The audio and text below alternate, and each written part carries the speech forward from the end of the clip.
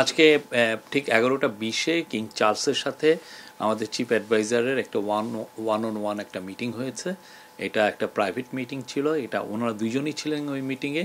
এবং সেই মিটিংয়ে বাংলাদেশের যে যে যেই একটা বড় রকমের একটা যে ট্রানজিশন হচ্ছে সেগুলো নিয়ে কথা হয়েছে।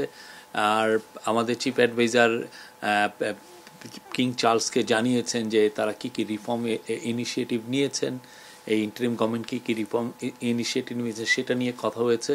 এবং কিং চার্লস যেহেতু প্রফেসর ইউনুসকে অনেক দিন থেকে চিনেন, তো সেই জন্য তাদের অনেক পুরনো অনেক ধরনের আলাপ হয়েছে। এটা 30 মিনিটসের মিটিং ছিল এবং খুবই সৌহার্দ্যপূর্ণ একটা মিটিং। এই মিটিংটা মানে আমরা বলবো যে এই পুরো ট্যুরের এটা ছিল সবচেয়েতে আমরা বলবো যে সবচেয়ে ইম্পর্টেন্ট ইভেন্ট। এবং আজকে এই মিটিংয়ে পরে উনি, এটা 11টা 50-এ মিটিংটা শেষ হয়ে যায়, উনি ফিরে এসছেন। উনি আবার বিকেলের দিকে আবার বাকিংহাম প্যালেসে যাবেন, তখন কিং চার্লস তাকে যে কিং চার্লস III হারমোনি অ্যাওয়ার্ডটা দিবেন। এই অ্যাওয়ার্ডটা একটা রেয়ার অনার ওনার জন্য। বাংলাদেশের কনটেক্সটে এই সময়ে এইটা একটা বড় স্বীকৃতি, বাংলাদেশের মানুষ পুরো বাংলাদেশের জন্য এটা একটা বড় অনার। তো উনি যে ওনাকে এই অ্যাওয়ার্ডটা দেওয়া হচ্ছে যে ওনার লাইফ লং যে উনি যেই কাজগুলো করেছেন, যেমন ধরেন মাইক্রো ক্রেডিট পায়োনিয়ারিং করা, এবং মাইক্রো ক্রেডিট যে পুরো বিশ্বে একটা বড় রকমের একটা টুল এই ইয়েকে অ্যাড্রেস করার জন্য, পোভার্টিকে কমব্যাট করার জন্য, সেটা একটা ওনার। তারপর উনি সোশ্যাল বিজনেস নিয়ে কাজ করেছেন, সোশ্যাল বিজনেস কীভাবে পুরো বিশ্বে দরিদ্রতা কমাতে পারে। পুরো বিশ্বে অনেক অনেক ইস্যু আছে যেগুলো সত্যিকার অর্থে একটা কোম্পানি বা যেগুলো প্রাইভেট এবং প্রফিট ওরিয়েন্টেড কোম্পানি অনেক কাজ করতে পারে না, সেখানে সোশ্যাল বিজনেস ওই কাজগুলো করতে পারে। সেইখানে ওনার এই সোশ্যাল বিজনেসের কনসেপ্ট প্লাস হচ্ছে উনি 3.0 নিয়ে কাজ করেছেন। তো কিং চার্লস এই ওনার যে পুরো যে লাইফ লং যে ডেডিকেশন মানুষের জন্য, মানুষের মঙ্গলার্থে যে কাজগুলো উনি করেছেন, তারই স্বীকৃতি হবে King Charles III harmony award.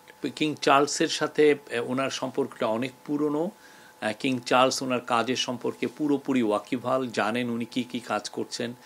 King Charles আপনি জানেন খুবই দরিদ্র বান্ধব একজন কিং, এবং উনি এনভায়রনমেন্ট নিয়ে ওনার অনেক ভালো ভালো কাজ আছে। তো কিং চার্লস ওনার প্রফেসর ইউনুসের যেগুলো বই লিখেছেন তার মধ্যে একটা বড় বইয়ের ফরওয়ার্ড লিখে দিয়েছিলেন কিং চার্লস, এবং এটা খুবই গ্লোবাল ব্লকবাস্টার ছিল বইটা।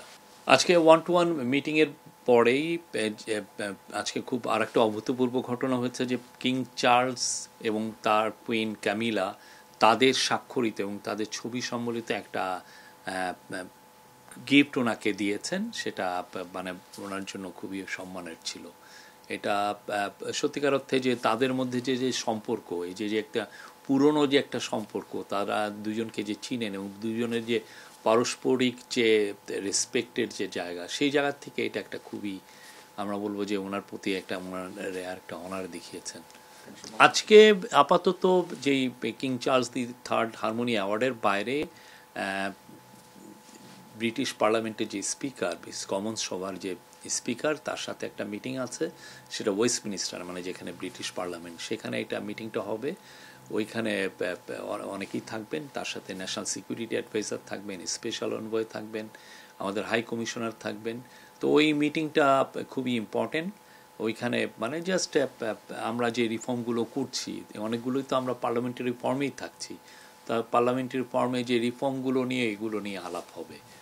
আর একটা হচ্ছে যে আমরা গত 3 দিনে 10, 11, 12 এই আজকে সহ এই 3 দিনে কিন্তু ওনার সাথে যারা সফর সঙ্গী এসেছেন, national security adviser doctor Khalilur Rahman, special envoy Lutfey Siddiqui, তারপরে আছেন হচ্ছে অ্যান্টি করাপশন কমিশনের চেয়ারম্যান আব্দুল মোমেন, আর বাংলাদেশ ব্যাংকের গভর্নর আহসান এইচ মনসুর, এনারা 4 জন কিন্তু ইন্টেন্সিভলি মিটিং করেছেন গত 4 দিনে।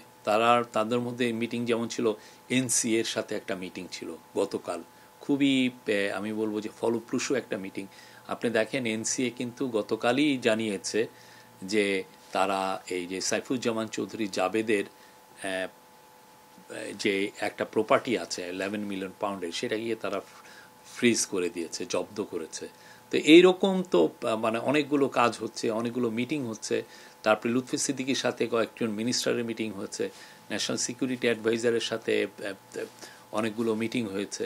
তো আমরা আশা করি যে এগুলোর মিটিংয়ের অনেকটার এটার সাকসেস ফ্রুটগুলো আমরা খুব দ্রুতই পাবো। ব্রিটেন আমাদের খুব অনেক পুরনো বন্ধু, ব্রিটেনের সাথে আমাদের একটা ফ্যান্টাস্টিক সম্পর্ক আছে, সেটারই আসলে মানে আমরা রিফ্লেকশন দেখতে পাচ্ছি গত কয়েকদিনে এই মিটিংগুলোতে। আর এই মিটিংগুলোর বড় একটা ফোকাস হচ্ছে যে অ্যাসেট রিকভারি। আপনি জানেন বাংলাদেশের থেকে শেখ হাসিনার প্রায় 16 বছরের আমলে $234 বিলিয়ন সাইফন অফ হয়ে গেছে, মানে বাইরে চলে গেছে। এটা অনেক দেশে গিয়েছে, তার কিছু অংশ আমরা জানতে পেরেছি যে ইউকেতে এসছে। তো ইউকের যারা এগুলো নিয়ে কাজ করে তারা আমাদের সাথে যত ভালো রকমের কোঅপারেশন করছেন। আমরাও আমাদের কেসগুলো তাদের কাছে প্রেজেন্ট করছি যে দেখো এই ঘটনাগুলো ঘটেছে। তো তারা আপনারা দেখেন সেটারই ফল আপনারা অলরেডি দেখছেন। গতকালও একটা নিউজ হয়েছে, এর আগেও কয়েকটা নিউজ হয়েছে। তো ইউকের এই অ্যাসেট রিকভারি আমাদের জন্য খুবই একটা ইম্পর্টেন্ট কাজ। এটা বাংলাদেশের মানুষের টাকা, বাংলাদেশের মানুষকে কিভাবে গরিব বানিয়ে কিছু কিছু লোক কত বড় বড় জায়গায় কি সুবিশাল প্রাসাদ কিনেছেন। আপনি জানেন কানাডায় বেগমপাড়া হয়েছে, আমরা সাসপেক্ট করছি আরও অনেকগুলো দেশে গিয়েছে। তারই আলোকে এগুলো নিয়ে আমরা অ্যাসেট রিকভারি আমাদের একটা বড় কাজ, আমরা এই কাজগুলো করছি যাতে এই টাকাগুলো ফিরিয়ে এনে বাংলাদেশের দরিদ্র মানুষের কাজে লাগানো যায়। এটা খুবই ইম্পর্টেন্ট একটা মিটিং বাংলাদেশের জন্য, বাংলাদেশের সামনের পলিটিক্যাল বাস্তবতার জন্য। পলিটিক্যাল যে আমরা আগামীতে দেখছেন যে ইলেকশনের একটা ডেট দেওয়া হয়েছে এপ্রিলে, তো এই ডেমোক্রেটিক ট্রানজিশনের জন্য এই মিটিংটা খুবই ইম্পর্টেন্ট। এই মিটিংয়ে আমরা আশা করছি যে তারা মানে আমরা এখানে আসলে কি এজেন্ডা এটা না, তারা যে মিটিং করছেন এবং তারা সব কিছুই আলাপ করবেন। কেননা একজন হচ্ছেন বাংলাদেশের এখন ইন্টারিম গভর্নমেন্টের প্রধান, আর একজন হচ্ছেন বাংলাদেশের লার্জেস্ট পলিটিক্যাল পার্টির প্রধান।